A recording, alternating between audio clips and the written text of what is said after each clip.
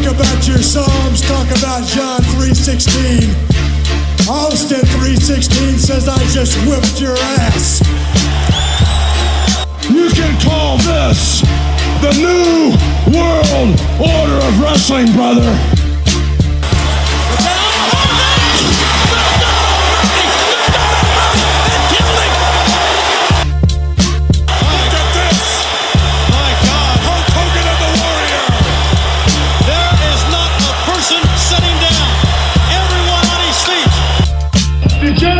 X, Triple H, HBK, China, Ravish and Rick. We are the Generation X. You make the rules, and we will break them. But to be the man, you gotta beat the man, and I'm saying, woo! And there is no one that does it better than the Macho Man Randy Savage. The Rock is gonna take his big right hand. He's gonna raise the people's eyebrow. He's gonna lay the smack down on your candy ass. If you smell what the Rock is cooking. Joined by Peter Rosenberg of Hot 97, Cheap Heat, Juan Epstein, Michael K. Show, ESPN, ESPN Radio, WWE Network, Rosenberg Radio Podcast. Am I missing anything? No, you're actually giving me extra stuff. We're not even doing One Ep right now, but still, I appreciate it. Rosenberg Radio on both Instagram and Twitter. Great friend of mine. Always give me a shout out. Always supports the program. Definitely appreciate that. And appreciate you coming on, man. You are right now. We're taping this on Saturday, October 24th. You are now in Orlando in the Thunderdome, getting ready for Hell in a Cell tomorrow night. So before we get into what I want to talk to you about, what's the preparation like now doing these shows in the Thunderdome? Well, listen, as of this exact moment, you caught me.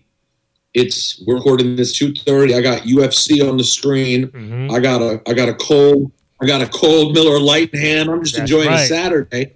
Yeah, I did Cheap Heat earlier today. I watched SmackDown last night, and there's not a ton of matches on this card. So from a prep standpoint, really I'm kind of focused in on Jey Uso and Roman Reigns. And then obviously we have this long history with, Sasha Banks and Bayley. And actually, really, the entire card is based around matches that have long history, right? And then Drew McIntyre and Randy Orton. So, in terms of like what there really is to do, obviously now there's a match added last night for Money in the Bank. But the real meat and potatoes of this event are 3 stories that have been playing out for a very long time. So, I feel very prepared. I have a lot of thoughts on those 3 stories. So for those who are going to watch it on this show on YouTube, the show that we're doing now, they can't see I have a throwback World Wrestling Federation hat for you. You know what? Before you came on, I'm like, man, I gotta put some shit on for Peter because he's the king of the vintage shirts and hats and all that. So I found this. I got my little Sasha Banks.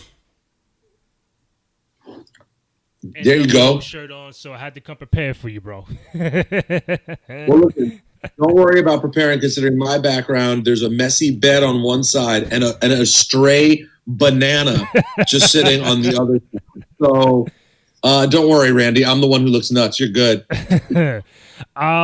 So for every person who comes on this show for the first time, the first question I always ask them is, what led to you becoming a fan of wrestling? When do you recall you falling in love with the sport? Was it a match? Was it a superstar? Was it a pay-per-view? Like, what was it that drew Peter Rosenberg into becoming a big-time fan of wrestling, and when? Well, that's funny. I actually had a conversation sort of about that earlier today on my podcast. We got a letter that was sort of similar.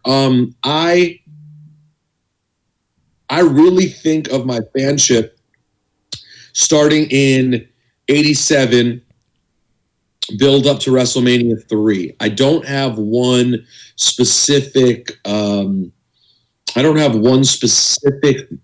match or specific moment. It's sort of a blend of moments. It's like the it's the Savage Steamboat storyline, right? Really like the bell, the larynx, the crushed larynx, and the animal steel relationship. That story, along with Hogan Andre, those are really the things that I remember I really felt deeply like initially. And I realized I was super desperate to see WrestleMania III. So I guess that means I probably watched most of that year, at least for several months before that. Yeah, that's what I associate with the real origins of my passion for it. I think for me, the first pay-per-view I recall seeing was SummerSlam '89. So that's the tail end of the Mega Powers explode. Main event was what Zeus and Beefcake was in there with Macho and Hogan. You had Warrior and Rude for the IC title. So from that point on is when I was like, I had to watch it every week or whenever it was. Main event on Saturdays, as you know very well. And like the first match that got me like holy shit was Warrior and Hogan at WrestleMania 6. I think a majority of people from my demographic, age-wise, would say the same thing. So Warrior and Hogan was the match for me going forward that I became a fan. So we're in the same time frame as the golden era. So you mentioned 86, 87. That's Macho, Hogan, Andre, DiBiase, Warrior, Piper, those guys. What is it about the golden era that you miss the most, that you wish somehow could be just brought upon in today's style? I would say the long-term storytelling. I really, really enjoy.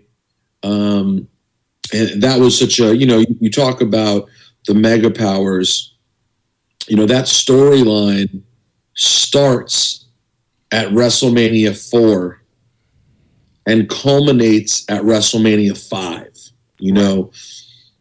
Hogan Andre, it starts in Piper's Pit, whatever it was, January or early February, before WrestleMania III. And Hogan and Andre's story doesn't officially close, really, until their double DQ at WrestleMania IV. Right. So that's a year and change. A year and change of Andre and Hogan into a year and change of Hogan and Savage. Right. The Savage Steamboat story played out over time. It was a different product. I understand it. You really can't expect it to be the exact same. It's just there are such different demands now in terms of what the model is, business wise. But that's probably what I miss. But listen, the fact of the matter is, whether it's music, wrestling, TV, nothing's the same as when you're a kid. Nothing's the same. That's just, you always loved it more. It always was, the golden era really is the golden era for you. Right. We are, like, for example, you and I will be at some bar, God willing, we'll be back at bars, and we'll be at some bar in 15 years watching a wrestling pay-per-view, and we're going to be sitting next to someone who we'll be I'll be 55 years old, and I'll be sitting next to some kid a guy who's 35 years old, and he's going to be talking about the golden era being John Cena and Randy Orton.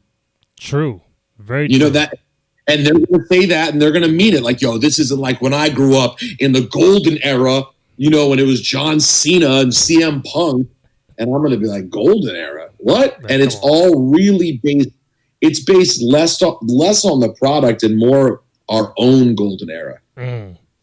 So you mentioned Macho earlier, and I know, just knowing you, when it comes to your favorite guys, it's between Macho, Flair, and Bret. I think that's the mix that I've gotten from you over the years.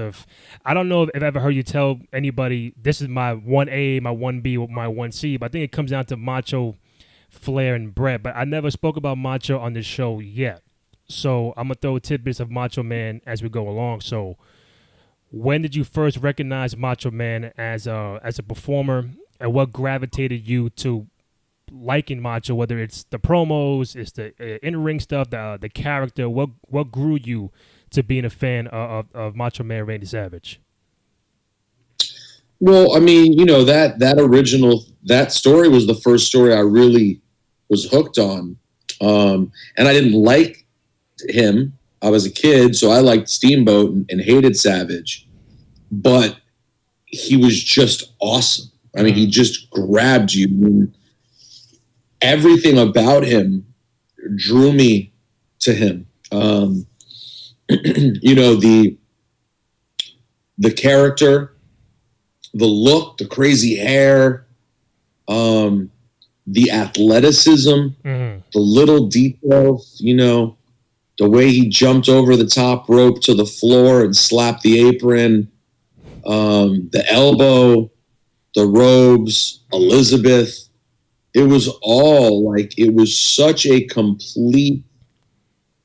really such a complete package, the Macho Man character. It was just so well put together. And I always say about the reason I think you can make the case for Savage being the GOAT is Savage can be he's incredible babyface, he's incredible heel. Right. He's incredible on the mic, he's incredible in the ring. He can have a great match with Andre the Giant. He could have a great match with Shawn Michaels.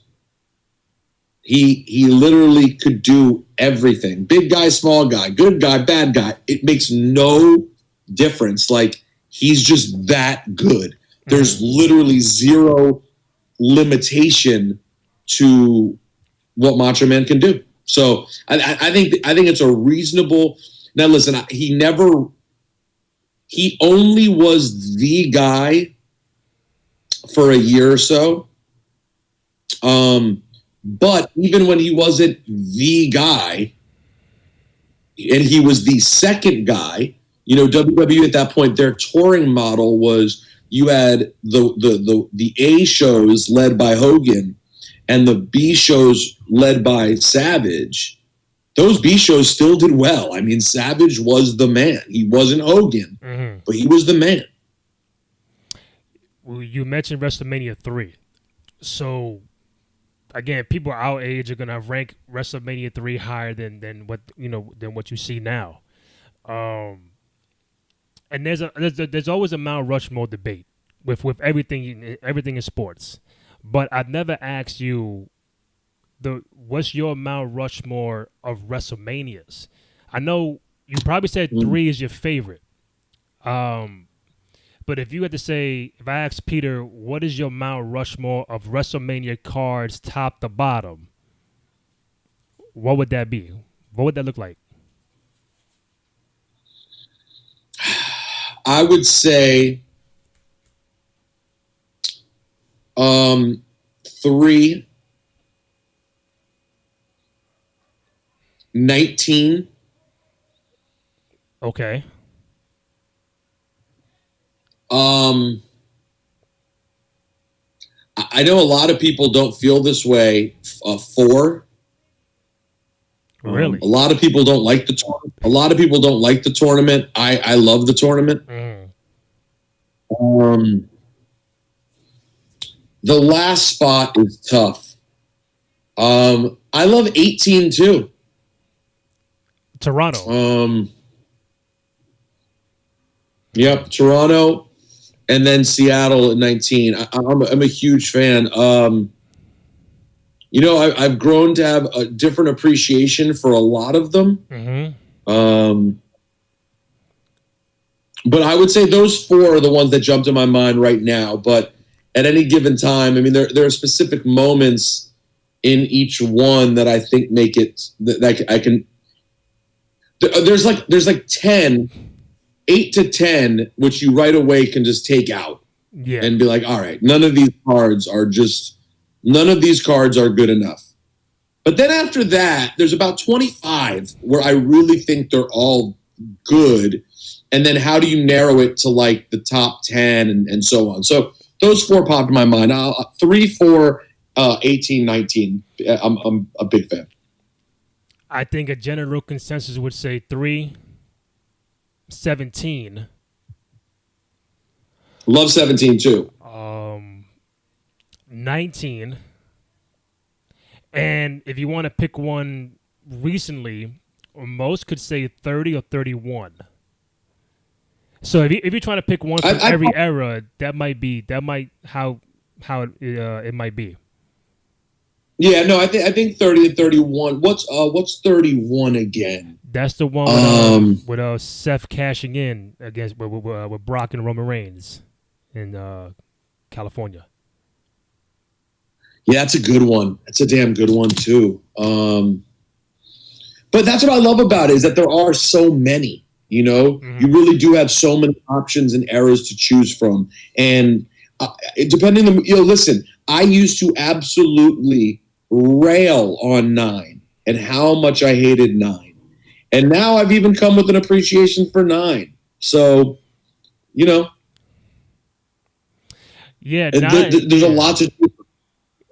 9 is not one. 9 and 11 are the ones that I won't even. I'll just skip right through it. Well, 11 is definitively worse than 9, though, and I didn't used to think that. I thought 9 was the worst. It's not. No. 9 has a couple of things that make it good, whereas 11, it's just there's very little that's redeemable about 11. And at least 9 is unique.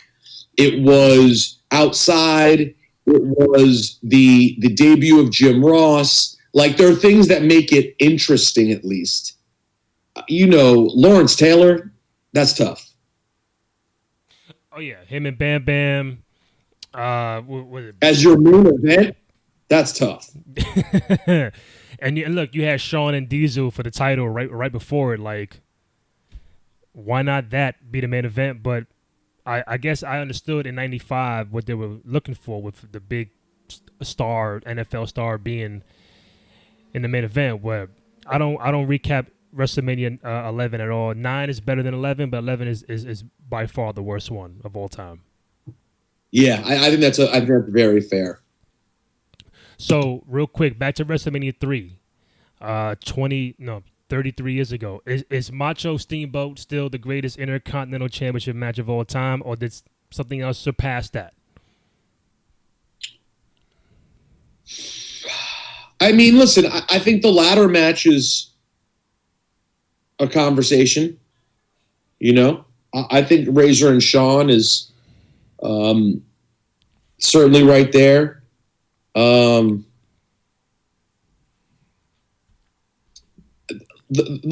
Intercontinental title lends itself to great wrestlers. So I feel like there's a lot of great matches for the IC title. There have been a lot of them. And if we were to really go through and look at a list, I'd have to it would be challenging. But I just think that those two stand, in terms of notoriety, they stand head and shoulders above the rest. Are you a good guy Macho or a bad guy Macho fan? Is it even, or is one more than the other? No, I prefer bad guy. Me too. I prefer bad guy, because when you get into good guy Macho, the problem is when he starts talking. Like, the worst moment of Macho's career was commentary, right? It's the one thing he did not do well. I found his commentary to be grating, terrible, stupid. It's just awful. Like, the character did not translate at all to commentary. And so I associate that more with good guy Macho. Even Mega Powers Macho was good, but he didn't talk that much. Mm-hmm. He still was mostly just moving his hand and letting Hogan do the talking, and he was just sort of, he was more like a look and a feeling. But when he started talking a lot as a good guy, that's not the Savage you want. Right. Since WrestleMania 4 is your Mount Rushmore, I think possibly. I would assume you know that Macho Man fought 4 times, and I would assume you know who those 4 guys he beat on the road to the title, right? I wouldn't remember them in order. I know the Natural Butch Reed took a big L. I know Ted DiBiase for the title. Facts. Got 2 more. Butch Reed was first, right? Yes, he was. Butch Reed was first.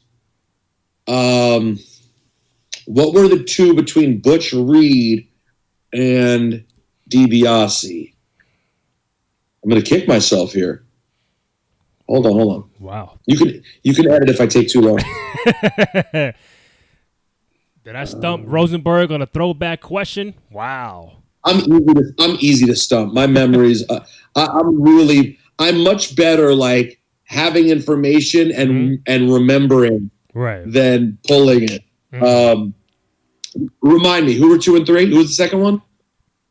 Greg the Hammer Valentine. Right. Well, there's a reason I didn't remember that. And the one-man gang. Right. So Butch Reed, Hammer, one man, and DiBiase. I mean, listen, the truth is, it's interesting. Though he wins the tournament, and it's this huge crowning moment, I've never said this before, but he kind of beat a who's who of jabronis. Now, DiBiase is no jabroni, okay? Right. But in terms of the last match to win your first world title, while DiBiase is a big star and he's the man, he's not exactly a huge mountain. Like, if there were Vegas odds on Savage DiBiase, Savage is the favorite. Oh, Savage is a heavy favorite. Automatically. Like, Savage is the favorite against DiBiase. I mean, against Butch Reed. He's a favorite against an aging Greg Valentine. He's a one-man gang. He could be a dog against one-man gang. And then he's a favorite again, for sure, against DiBiase. And then, honestly, and then even when Savage wins the title, you know, it's an amazing moment, but he also has all the glory stolen by Hogan. Typical Hogan, right? Typical Hogan, the character and the man. Yeah, Hogan would do it later at WrestleMania 9 with Yoko and Bret Hart.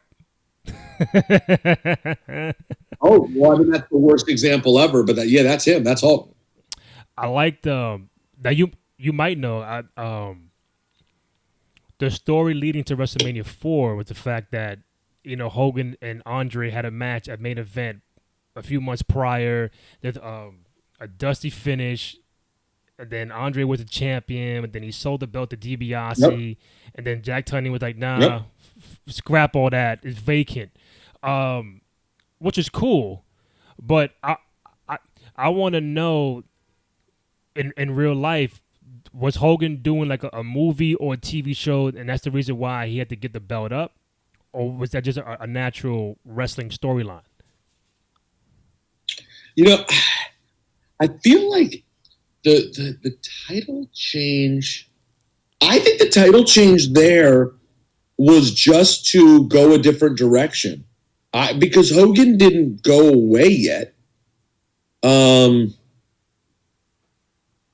I feel like they have that Saturday night's main event. Well, hold on. There's WrestleMania III in March 29. Mm-hmm. And then the main event in which he gets the title isn't until what? The following fall, winter? Just about. I think it's way down the line. You know, and Hogan's around running with the title that whole time.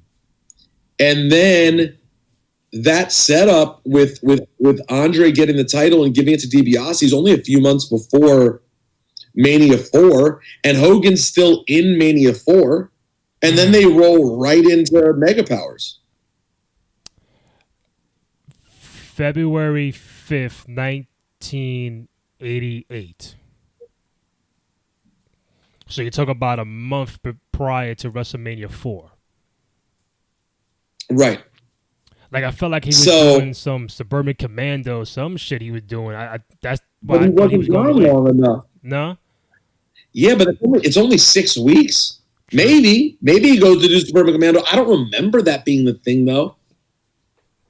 Nah, me either. I feel like they were always they never wanted to take the title. How were you going to get the title off Hogan, though, too? I don't know. Somehow. Because they never wanted Hogan to lose. No. And so that way you get a dusty finish against Andre. It's like it's the most conservative, safest way to get the title off him you could possibly come up with. So Macho wins at WrestleMania 4. Then you develop the Mega Powers that summer. And then this whole year build leading to WrestleMania 5, where you have Macho and Hogan going at it in the main event.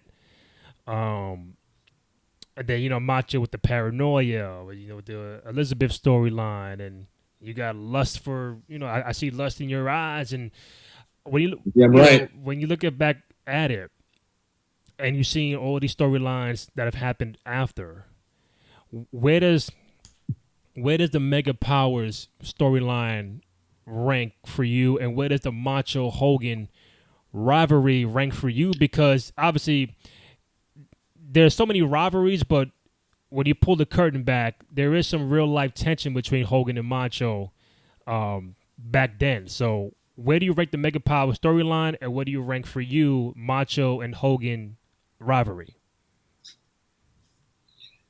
The storyline is the best. I mean, it's basically the best. I'd have to think long and hard about things I like better from a story standpoint. Even though it's pretty straightforward, it's just so damn good. And their rivalry also among the absolute best. It's not the top tier. It's not Rock Austin. It's not Austin McMahon. It's not Brett Shawn.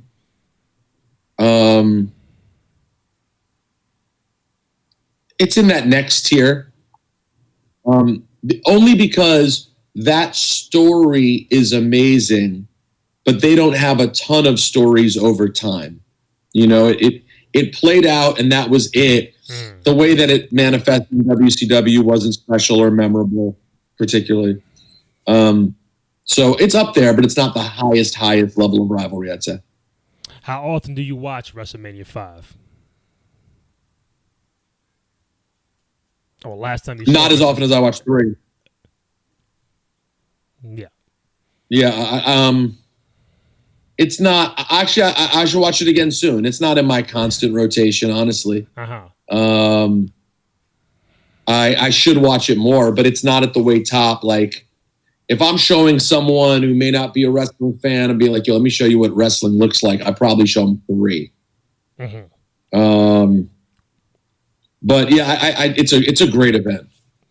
So you're still to this day, you feel like Macho Steamboat is the greatest match in Macho Man's career, even though you had Hogan and all these guys. You still think it's Steamboat from 3?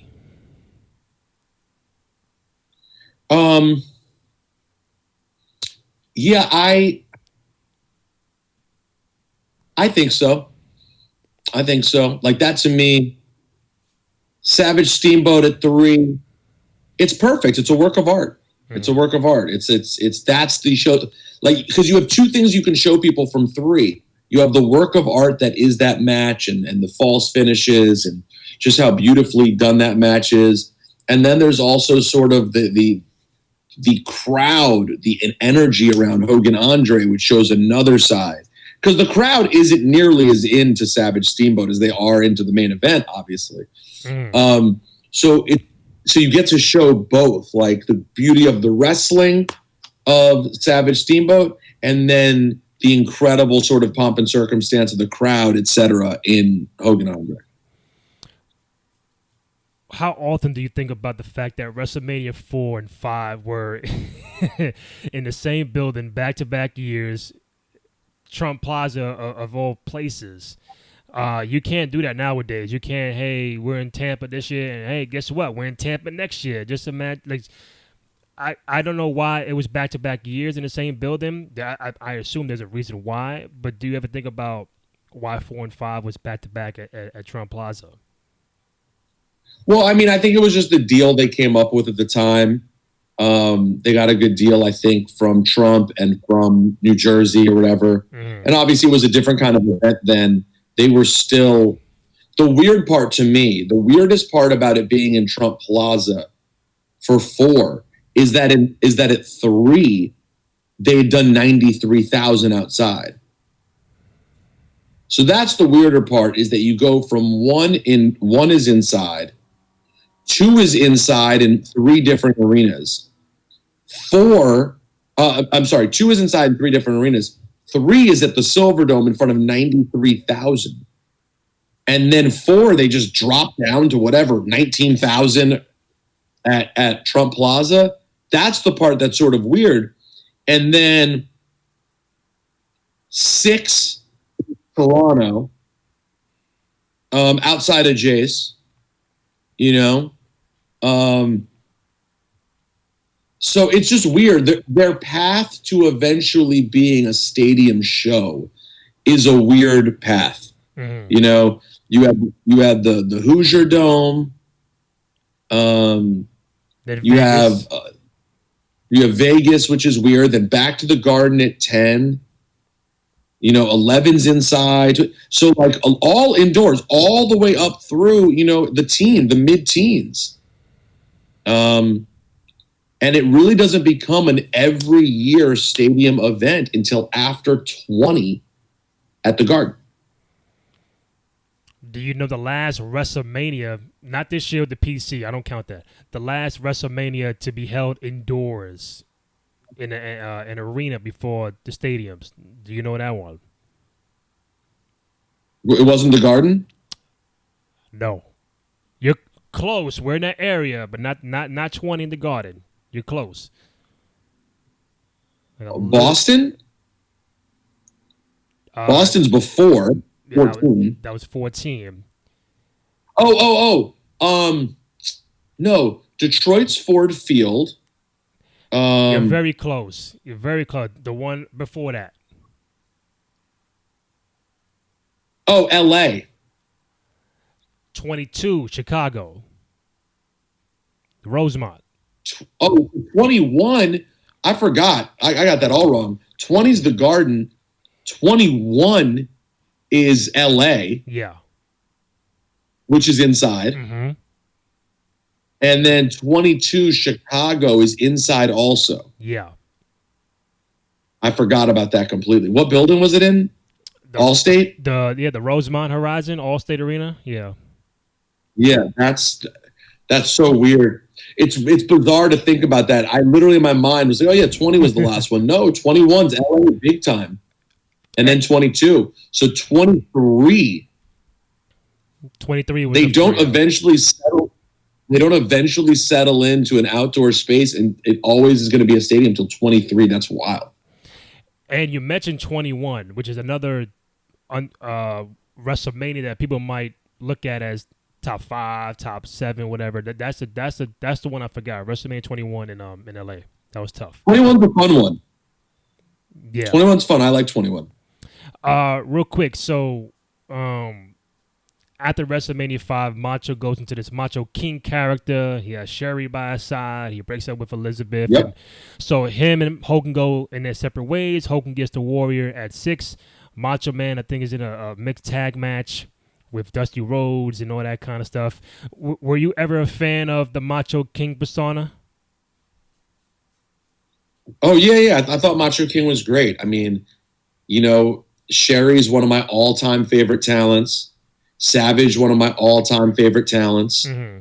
And it's not like he necessarily needed it, but it was still so dope. It still worked so well. Mm-hmm. And the King gimmick has been done so many times. I don't know that any time is more memorable than Macho King. You know, it's like he didn't even need a gimmick, an extra gimmick, but him having it was fire. Like, I just thought it worked perfectly, brought him back to being a full heel again because everyone had loved him so much previously. So how do you get him back? You align him with Sherry, you make him this king, and boom, now we're back to 87 level heat on Savage again. And then he gets the Warrior at 7 in a retirement match. Hogan's in the main event with Slaughter. I think Macho and Warrior was the best match on the card that night. And at that time, you're thinking like, retirement match. All right, this guy's officially done. Not like nowadays, you come back in 6 months. What'd you make of that match? How often do you see it? And where do you rank that as far as Macho Man catalog of matches with him and the Warrior? Oh, I hate that. I hate that match. I never watch it. Really? Wow. Oh, yeah, I hate it. Why? I mean, he drops like 7 elbows on Warrior, and then Warrior just kicks out, and Warrior steps on his chest to end the match. It's disgusting. That's right. You know, Warrior's a glorified jabroni, and Macho is one of the greatest ever. So it's a good match, and it shows how Savage can make everybody look good. Mm-hmm. And, you know, Warrior had his share of good matches. I mean, him and Hogan had a good match. I think you're talking about Warrior Mania matches. To me, the Warrior-Hogan match is much more memorable, obviously. Mm-hmm. But, yeah, no, I mean, that match was important because no one, I mean, you know, the Hogan Slaughter storyline was whatever. You know, watching Sergeant Slaughter at that stage have a main event title match is whatever. And then, of course, Savage takes the huge L, but after he takes it, you get the reuniting with Elizabeth, which is now a couple of years in the making at that time. Mm-hmm. So that's pretty dope. Yeah. No, I'm a huge Savage fan, so that's not a match I watch. It was the, you know, the purpose it served too. Think about it. It's WrestleMania 7. So Warrior gets this giant rub by not only beating Savage, but stepping on his chest to beat him. Where was Warrior in the next year or two? It was the end. He got fired or something. That was basically, yeah, that was the end. Mm-hmm. So you have one of your greatest all-time talents completely job out to a guy who's then gone. So it's an important moment, but yeah, not one that as a huge Savage fan I care to relive very often. So I don't want to skip over Flair. I'm going to get back to him in a second before I let you go. So now you mentioned Warrior and Macho. So I would assume you would prefer Macho Warrior from SummerSlam 92 as opposed to WrestleMania 7, correct? Of course. 92, it's an even match where they're both still in a great spot, you know. And you know, it's just like, to me, I get it. Warrior's supposed to be unstoppable, but 7 elbows off the top rope, or whatever it was, 6 or 7, I think 7. That's disrespect. SummerSlam 92 might as well be WrestleMania, by the way. It's another WrestleMania. True. And I would love for them to do that with another SummerSlam. It would be really cool to do a random SummerSlam and make it feel gigantic, you know? Mm-hmm. And I've said before that SummerSlam 92, for me, is the end of that golden era. Because after that, Hogan's gone. Macho isn't really fighting as much. They're bringing in the Bretts, the Shawn, the Takers, those guys. So I think, for me, 92 SummerSlam was more like, all right, with Piper's gone. You know what? That's a good spot. That's a good call. I think you could see that's a good call. SummerSlam 92 is essentially the end of late 80s wrestling. It ends. That's a very good call. I might steal that from you, Randy. That's a good one. SummerSlam 92. Because you're right. And then before you know it, you blink and you're at WrestleMania 93, which is Repug. And now we're off into Yoko, and not to say there's not good stuff that happens, but it's not the golden era anymore. You are now entering the 90s, which has its good spots and its bad spots, but from 93 to 96 into 97, there's good stuff, but there's bad stuff. Whereas prior to that, there really was no such thing as bad stuff. It was just flames. And we will call that era the new generation era, which is, again, had some ups with the Razor, Diesel, Shawn, Brett, Taker, but then you had the bad. I think Luger was in there, Yoko was in there, but just a different time. People started retiring, going to different places, and you just didn't have that age. Well, you got you get to your doinks and your, whatchamacallit, like just all the characters that are silly. Mm-hmm. The Goon, what was the hockey player?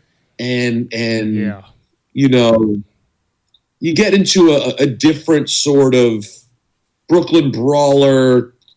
It's just like there's a lot of Joberts roaming around when you start getting into the early to mid 90s. So there was still greatness around. Mm-hmm. But listen, that was when I checked out, and I don't think it's coincidental. And then also, even with Undertaker, which while it's great, I remember as a kid who at that point now is getting to be 13, 14, Undertaker seemed silly to me. Like I was good. Mm-hmm.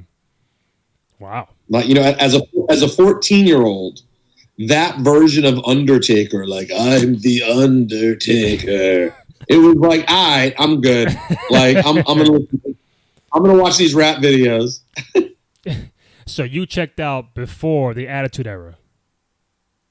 Yes. And did not come back until when? I came back sporadically. So, like, I'd watch some WrestleManias here or there, but I was not in a real way until 2005. So you missed the entire Attitude Era? All of it. Do you regret that? Oh, yeah. I mean, listen, it's not like I feel like I missed it at this point. Mm-hmm. And it is fun. Like going back and watching all the random Raws and SmackDowns is fun. I mean, obviously I've seen all the pay-per-views, but going back and just kind of watching weeks in a row is definitely cool. So, but I do have regrets because people in college were watching it. Like my roommates across the hall, my friends across the hall, they were definitely watching it. And I was still talking about wrestling and like play fighting. I just wasn't focused. Like I was so in on hip hop at that point. Mm. I was just like, that was it. My passion was to make it in the hip hop world. So I didn't spend a lot of time. It was probably, I was probably more checked out on sports too, although not as much because it was still very pervasive. But yeah, so I have regrets about it. I would have loved to have gone to shows. Dude, even like 2002, when it's transitioning from the Attitude Era to Ruthless Aggression, it's still really good stuff. And like I'll be watching an old SmackDown or Raw, and they'll be like, we're at the MCI Center in Washington, D.C. And I look at the date, and I'm like, yo, I was just in D.C. chilling. Like, I could have been at all. Like, I just was like, damn, 01, 02, 03, all this stuff through college. It would have been a ball, man. But, like, at the same time, let's be real. If I'm not so singularly focused on hip-hop, my life is completely different, and I don't end up where I end up, so. It's the same way I feel like, I lived in New York my whole life, and they had WrestleMania 10, 20, SummerSlam 91, 98, all these events, and I didn't go to my first WrestleMania until 29 in Jersey, of all places. I'm like, where was I? How come I didn't want to go to Survivor Series 02? I just didn't. I don't know what it was. I didn't go to none of those shows growing up. Well, listen, also at the time that you're in it, like, you don't have endless money where you can just be like, boom, I'm going to go to anything I feel like. So you make decisions. You're like, damn. And then in retrospect, you're like, damn, I couldn't come off of $50. True. Like, come on, man. Two more before I let you go. So you said you got back in 05. So what's the landscape? Cena, Hunter, Orton, Shawn was still there, Batista, Taker, those guys, Edge. So what eventually reeled you back in? Like for me, I checked out too 02, 03 to like 05. And what got me back in was the Edge Cena storyline from the cash in, the Revolution, and I was like, oh shit, like let me follow up. So that's what reeled me back in. What reeled you back in? For me, it was I did some interviews. I was working at a talk radio station, and I did some interviews with Taz and Michael Cole. They came to the station, and it started with a conversation. Then I met this dude named Joe Palkowski, who was doing promo back then in the DC area. He would get me tickets to shows. Oh, you want to come to the show? Come to this. Oh, yo, check your mail. I'm gonna send you some DVDs. Oh, here's a shirt. And I just like got drawn back in.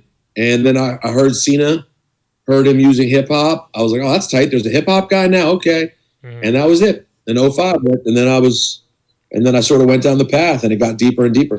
Yeah, we're talking what? And 15 years later? And the funny part is 15 years. So the funny part is I feel like I was out for so long because I was out from like 92 to 05 or so.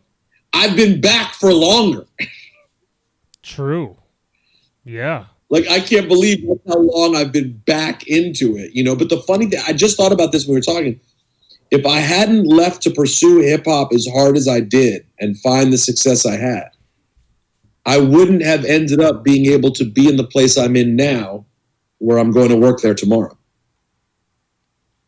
Because it was the hip-hop success that led me to being able to get that opportunity. Mm-hmm. So, yeah, maybe I would have been into it more then, but I probably would have just remained a fanboy. So, which, don't get me wrong, might have been worth it because the Attitude Era was crazy. But I'm having so much fun now that it balanced out. So looking back the whole road as a fan, where you at now? Do you ever sit back and say, man, I can't believe like, I'm a fan, but I'm working in this company that I was a fan of when I was growing up. Do you ever say like, wow, I can't believe this shit is happening? Yeah, no, I really try to be present and enjoy it as much as I possibly can. I had a period where I was not working there for a year after I had been there, and I was dealing with a lot of personal stuff at the time. And so, like, I was dealing with personal issues. Then I stopped working there, and I was like, damn, man, I had so much going on, and now it's kind of gone. That sucks. And I found peace with it. I found peace with being like, hey, it was a fun run. It didn't work. In the long run, I'm dealing with shit that's way more important and challenging than that. And hey, just be grateful you were there. And it was a life lesson because the second I had acceptance that it was gone and gratitude for what I experienced, it came back better than ever. And now I'm doing even more now than I was then. So I'm very grateful, and I have a great time, man. Like, I'm comfortable now too, which is nice. Like, the first year I was just like, oh, I don't want to mess up. And I wasn't, I'm not saying I wasn't good. I still did a good job, but it's nice now to, like, I'm not going to sit here and tell the world I'm one of the boys. I'm not, but I do have a lot of friends there and coworkers that I've known for years now. So it is a much more comfortable way to be able to show up and work and not be overthinking everything you're doing, but just performing the way that I perform on radio. Like, just show up and do what I do. Last one, Peter. Can I let you leave without bringing up Macho and Flair, WrestleMania 8 time, two of your all-time favorites. So Flair comes into company in 91. He gets Macho Man. The original plan was Flair and Hogan as the main event for WrestleMania 8, but I guess they looked at numbers from house shows and said, nah, we're going to go a different way. Hogan gets Sid, of all people, and Macho gets Ric Flair. And then you have Liz in the middle of all that. So going back into that, I think that they recently did something on the network with those two, the timeline with Flair and Macho. Yeah, great. Yep. Which I haven't seen yet, but when you talk about rivalries and there's Hogan, there's Warrior, where does Flair and Macho stand for you? And going back and how that storyline was played out, how do you reflect on that timeline going into WrestleMania 8 between Macho and Flair? It was great. I mean, it saved a WrestleMania, because no one was really that into Sid and Hogan at that point. Hogan's starting to lose the luster a bit. There's no doubt about that. And so, Flair and Savage are an interesting match. They're both two of the all-time greatest, stylistically different, but just two amazing characters. The Liz storyline, the sort of I had her first storyline, it's kind of disrespectful and probably wouldn't play that well now, but was super entertaining then. The pictures, the photo shoot, like there was so much stuff. So I look back on it fondly, And then you fast forward all those years later to WCW, and you have Flair with Elizabeth, and it's a good question because it's an underrated sort of history they have together. They're definitely not top of mind for either of them, but they had their moment, and I'm glad they did. So your all-time favorite, if you had to rank it, I know there's Bret, there's Flair, there's Macho. If you had to force you to pick 1, 2, and 3. Who's 1, who's 2, and who's 3? I mean, I think my personal, the little kid in me says Bret, the wrestling purist, but then there's a part of me that just thinks Savage is so underrated, even though he's popular and highly regarded, underrated for his greatness. And then there's also let's just be real. Flair, from an entertainment standpoint, the amount of people that he made better, so it's really hard for me to pick one. I could tell you one now, but I'm going to go back on it later. So, I mean, Flair's the GOAT. I do think Flair's the GOAT. Bret is the best wrestler I've ever seen, maybe, but Flair is the GOAT, like the entertainer, the wrestler, the entertainer, the character. And then Savage is probably just below them in that he's an amazing wrestler and an amazing character, but didn't reach the heights as a wrestler that Bret did in some eyes, and certainly didn't make it the character level that Flair did. So that's probably how I view it. Well, Peter, man, I know you got to, get to work, got to watch some UFC, get to work on Hell in a Cell. I do want to thank you. I appreciate this. Great work with everything that you do. You can follow Peter on IG and Twitter at Rosenberg Radio. Again, Hot 97, Cheap Heat, Juan Epstein, Michael K. Show, ESPN, WWE Network. The man just doesn't stop. So you really make me sound busy. Yo, Randy, thank you, bro. Thank you for everything. I always appreciate the support big time. I'm always down to come on. Just let me know. No problem, man. Thank you.